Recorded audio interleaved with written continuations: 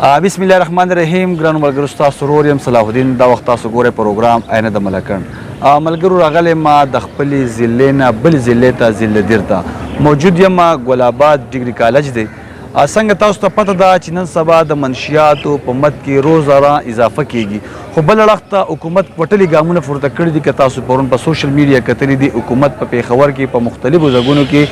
د دغه نشیانو خلاف لوی اپریشن جوړ کړی دی او مختلفو سنټرو ته دغه نشیان وړي. په دغه سلسله کې د حق اواز سنټر بټخیلې د وایس چیرمین عبدالعزیز صاحب او د چیرمین صاحب په کوششونو باندې د انټي نارکاټکس ټیم راغلی دی ضلع دیر ګل آباد ته. دې کالج ته راغلی. په دې کالج کې چې کوم سټوډنټان دي هغې کې یو سیمینار جوړ شوی دی د منشیاتو د روکتام په حواله باندې. به هغې ماشومانو ته یو سیمینار ته دغه مشران د انټي نارکاټکس د ادارې کوم ډایرکټر دی پرنسپل صاحب عبدالعزیز صاحب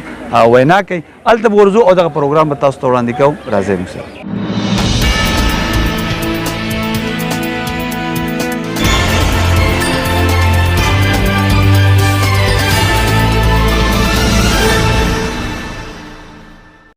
اینٹی نارکوٹکس فورس کے مین 3 پلرز ہیں. 3 پلرز پہ یہ کام کرتی ہے. سپلائی ریڈکشن پہ کام کرتی ہے جس میں ہمارے پولیس اسٹیشن آتے ہیں. پورے پاکستان میں ہمارے 30 پولیس اسٹیشنز ہیں. ڈفرینٹ ریجنل ڈکٹیٹ ہیں جن میں سے 5 ریجنل ڈکٹیٹ ہیں کراچی، لاہور، پنڈی، کوئٹہ اور پشاور میں ہیں. اور اس کے علاوہ ڈرگ ڈیمانڈ ریڈکشن جو دوسرا پلر ہے، اس میں ہم اویئرنیس کرتے ہیں. کہ پی کے میں ہم ابھی 65 پبلک اینڈ پرائیویٹ یونیورسٹیز ہیں، ان میں ہم ڈفرینٹ کیمپینس کرتے ہیں، سیمینارز، لیکچرز، واکس وغیرہ کرتے ہیں. لوگوں کو ہرگاہی دے سکیں کہ یہ بہت نقصان دہ چیز ہے، اس سے بچیں، اپنے گھر والوں کو بچائیں. اگر ایک نشے والا خود مبتلا ہو جاتا ہے، نہ صرف وہ خود اس نشے میں اپنے آپ کو خراب کرتا ہے بلکہ پورے گھر والا بھی اس کا تباہ ہو جاتا ہے. سوسائٹی پہ بھی افیکٹ کرتا ہے، کرائمز ریٹ بڑھ جاتے ہیں. اور اس کے علاوہ تھرڈ جو پلر ہے انٹرنیشنل کوآپریشن جو ہے، اس کا کام یہ ہے کہ پاکستان سے نہ منشیات باہر جائے اور نہ باہر سے پاکستان آئے. اس میں ڈفرینٹ ڈی ایل اوز ہوتے ہیں ایمبیسی میں، پاکستان کے ڈرگ لیزان آفیسر ہوتے ہیں. تو بعض ملکوں کے ساتھ ہمارا ایم او یو بھی ہے، تو انٹرپول کے تھرو بھی ہم پکڑتے ہیں، کروائیاں ہوتی ہیں. تو جو سب سے زیادہ یہ جو ہے نا گلوبلی یہ فینامنا ہے، یہ پاکستان کا ایشو نہیں ہے ڈرگ، یہ پوری دنیا کا ہے. اس میں زیادہ جو افیکٹڈ لوگ ہیں 15 سے 45 سال کے لوگ جو ہے نا ٹارگٹ کیے جاتے ہیں، کیونکہ ان پہ پیرنٹس کنٹرول نہیں ہوتا. ٹھیک ہے، وہ زیادہ سینسٹیو نہیں ہوتے، بس وہ ان کو آزادی ملی ہوتی ہے. جو 15 سے نیچے ہوتے ہیں، دیکھا جائے تو بچے جو ہوتے ہیں اسکولوں میں، ان کا ٹیچر کا کنٹرول ہوتا ہے، پیرنٹس کا بھی کنٹرول ہوتا ہے، وہ کیا ایکٹیویٹیز کر رہے ہوتے ہیں تو ان پہ نظر ہوتی ہے. جو 15 سے اوپر ہوتے ہیں تو ان پہ اتنا کنٹرول نہیں ہوتا. جب وہ یونیورسٹیز میں جاتے ہیں یا وہ کہتے ہیں تھوڑا فیشن کے طور پر استعمال کرتے ہیں، تو نئی لائف شروع ہوتی ہے، تھوڑا کہتے ہیں جی آزادی مل گئی ہے، تو وہ اس لت میں پڑ جاتے ہیں. تو ہمارے آنے کا مقصد یہ اپنے آپ کو اس لت سے بچانا ہے. ٹھیک ہے نا. آج کل سنتھیٹک ڈرگز ہے، آئس ایمفیٹامائن کے نام سے ہے، یہ مارکیٹ میں بہت زیادہ عام ہو رہی ہے. معاشرتی، نفسیاتی، مذہبی اور اخلاقی بیماری ہے نشہ. اگر اس بیماری کو دیکھا جائے تو دنیا بھر میں تقریباً 35 کروڑ افراد منشیات کی عادی ہے، جبکہ پاکستان میں 1 کروڑ کے افراد اس کی لعنت میں مبتلا ہے. اس لیے حضرت محمد صلی اللہ علیہ وسلم کا ارشاد ہے کہ وہ تمام چیزیں جس کی تھوڑی سی مقدار بھی نشے کا باعث ہو وہ حرام ہے. آپ کی انفارمیشن کے لیے میں بتاتا چلوں کہ پاکستان میں اکارڈنگ ٹو یونین آفس آن ڈرگز اینڈ کرائم اس وقت 6.7 ملین افراد اس لعنت اور بیماری کا شکار ہیں. 2014 نه د پښتونخوا په مختلفو ضلعو کې ډرګز باندې کار کوو. ډرګز مین په نشه باندې چې کوم نشیان دي د هغې ریهابلیټیشن کوو د 2014 نه، او تقریبا د 2014 نه وخت تر نن تاریخه پورې 7300 کسان چې کوم دي هغه زموږ د الله فضل دی صحتیاب شوي دي، علاج شوي دي. مزید بیګا چې کوم نوی اپریشن شوی دی، کمشنر صاحب پېښور کې اپریشن کړی دی، 150 کسان یې بیګا راوستي دي او مزید نور 500 کسان هغې دپاره موږ لګیا یو سیټینګ کوو. نو یو ډېر غټ اپریشن په کې کې سټارټ دی انشاءالله. نو دا کوم خلک چې اډیکټ دي هغه خو حکومت لګیا دی په خپله سطح باندې ښه ټیک ټاک کار کوي. راتلونکي نسل به څنګه ساتو، د هغې دپاره دلته زموږ که نن په کالجونو په یونیورسټو کې په بازارونو کې موږ اویرنس کمپین کوو. زما په خیال د دنیا ریهابلیټیشن سنټر دي چې هغې صرف د هغې کار د دغې پورې محدود دي چې کوم خلک اډیکټ دي د هغې ټریټمنټ وکړي. زموږ فرق دا دی زموږ کوشش هم دا دی زموږ څنګه انسپکټر صاحب خبرو کړه زموږ دوی سره کومه MOU سان شوې ده د NF 2 کار دي کسان ډیلران نیول او بیا چې کوم دینو د ډرګس خلاف کمپاین کول زموږ کوم ځکه دینو ریهابلیټیشن کول او بیا د هغې سره سره اویرنس کمپاین کول اویرنس کمپاین کول بیا په کالج کې یا په یونیورسټي کې او په سکولونو کې ضرورت ولې پیښ شو ځکه چې څونه مالا اکثر ستاسو د ګل آباد د دې کالج زه نمونه اخیستل نه غواړم په د دې سټوډنټس چې کوم دي هغه زما سره زیر علاج دي اوس اکثر کسانو زما سره علاج شوی دی چې دا ډېره زیاته مطلب د بدبختۍ خبره ده چې دا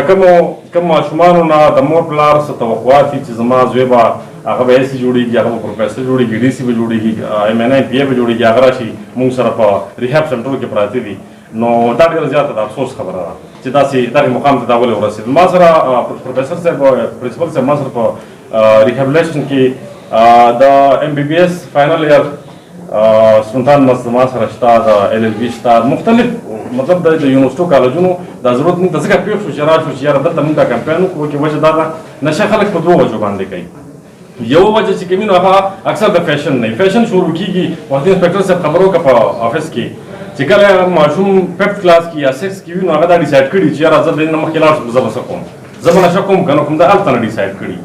یو خو دغه خلک چې مطلب هغه د ماحول د لاسه خراب شي مطلب هغه په داسې ماحول کې کښېني چې یاره هلته ګیر چاپېره سموکینګ دی ابتدا همیشه د نسوار نه کېږي بیا سګرټ شي بیا چرس شي بیا سټپ بای سټپ چې کوم دی هغه یو لیول ته ورسي او هغه لیول اخري لیول بیا زموږ ریهاب سنټر وي چې هلته بیا زموږ سره پراته وي په کالجونو کې هم دغه نشه حد نه زیاته سیوا شوې ده دلته چې موږ راغلي یو زموږ مقصد دغه دی چې یاره موږ تاسو د دې د نقصاناتو نه لږ ډېر اویر کړو بیا تاسو زموږ سره امبیسډر شئ زموږ مټې جوړې شئ او دا ما د راتلونکي نسل به څنګه بچ کړو په خپله به ځان څنګه بچ کړو راتلونکي نور خلک به څنګه بچ کړو چې کوم اډکټ دي هغه خو دي څنګه د روغ وختي خبرو که دي 6.7 میلیون یاد کړو خو د دې نه دا زیات دي ځکه چې د 2018 کومه سروې و نو په هغې کې 52 ویله کسان نشیان په پاکستان کې او په 52 ویله کې صرف 37 لاک چې کوم دي نو هغه صرف په پښتونخوا کې وو دا د 2018 سروې ده د 19 نوه په ملکن کې سټارټ اخیستې وې په ملکن کې چې موږ سټارټ واخیستو نو هغه ټایم کې زموږ سره مریضان چې وو نو 30 او 35 وو زما سره اوس دلته ځای نشته ما مجبورن په تیمارګره کې بل سیټ اپ ورکړو زه مزید لګیم په بړخیل کې بل سنټر ځای نیسم ما سره په هر سنټر کې 150 او 200 کسان دي نو مطلب دا دی چې په 2018 کې 52 ویلا کون کېدي شي اوس دا یو پروګرام وړېدلی نو که د دې خلاف مونږ راپانیسېدو مونږ د دې باره کې مونږ کمپاین ونه کوو مونږ تاسو ټول راپانیسېدو قومونه چې همیشه تقدیرونه بدلېږي نو هغه ځوانان بدلوي شرک کې کم سبا تاسو وګورئ زموږ په دې سوسایټۍ کې او په دې نوجوان کل کې کم را روان چیلنج دی مونږ ته نو هغه خو ماته د عزیز صاحب د خبرو نه پته ولګېده چې ریهیبلیټیشن سنټر یې ورځ په ورځ باندې کمیږي او پیشنټس زموږ سره زیاتېږي نو دا ډېر زیات یو الارمینګ سچویشن دی بل زموږ سره انسپکټر صاحب هم دا خبره وکړه چې یاره دې دپاره ایج کم چې دی نو هغه اپ ټو 15 ایرز نه هغه سټارټ اخلي او هغه ځي انټل د 40 یا 45 ایرز ایج پورې نو زموږ سره کم سټارټینګ ایج چې دی نو زموږ سره دغه کل دغه ماشومان زموږ سره په تعلیمي ادارو کې دي یا لیټ ټایم سکولز کې دي یا ایټ ارلی ایج زموږ سره په دې سکولونو او کالجونو کې دي نو هغه وجوهات په ایکسپلور کول غواړي چې ولې دا ماشومان کم چې دي هغه زموږ سره دی نشو ته دا ماشومان دی ډرګ ایډکشن ته او هغوی بیا خپل لایف هم تباه کړي او په خپل فیملیز باندې هم بوج جوړ شي او د هغوی د بدنامۍ سبب هم جوړ شي قسمتی سے مجھے تجربہ حاصل ہے جو دی حق آواز جو نیٹ ورک ہے تو ان کے ڈفرینٹ سینٹرز کو یہ لوگ کبھی کبھی مجھے بلا لیتے ہیں اس غرض سے کہ کچھ وہاں پہ جو بڑھتے ہوئے طلبا اسٹوڈنٹس ہوتے ہیں انہوں نے ذکر کیا عبدالعزیز بھائی نے بدقسمتی سے ہمارے کالج کے بھی کچھ لڑکے ان کے ساتھ ایڈمیٹڈ ہیں تو ان کو راہ راست پہ لانے کے لیے کبھی کبھی عزیز بھائی مجھے بلا لیتے ہیں اور ان کے بہت سے سینٹرز کا میں نے دورہ خود بھی کیا ہے تو یہ لوگ راؤنڈ دا کلاک وہاں پر بہت زیادہ محنت کرتے ہیں 24 گھنٹے ان کی ذمہ داریاں ہوتی ہیں اور